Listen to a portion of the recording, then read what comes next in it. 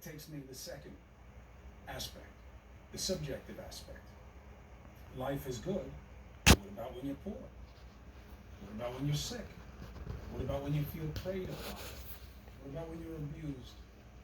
What about when you can't do what you want to do, when you can't be with who you love, when you're not loved? Is it good then? No, it's not. But what? Let's say you're in so much pain that you can't take it, that you don't want to be here.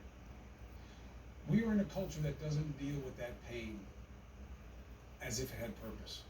And that pain, as if it were real as a tumor. What would you do if one morning, God forbid, you went like this and you felt something in the side of your neck? Go right to the doctor, you'd get help.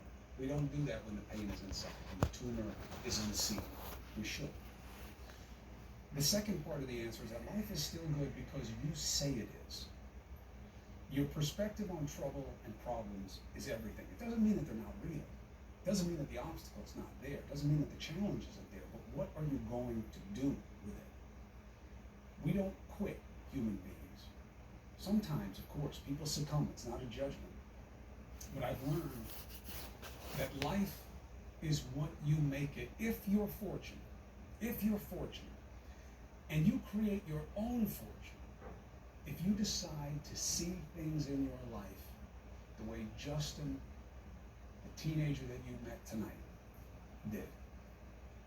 I thought I was going to cry, and not because I feel badly for him, because boy, does he have some precocious sense of righteousness and of God being on his side and love being around him, and he will honor his two parents who are just in their 50s and died 4 days apart from COVID. Justin Hunter. There's a GoFundMe page. You should look.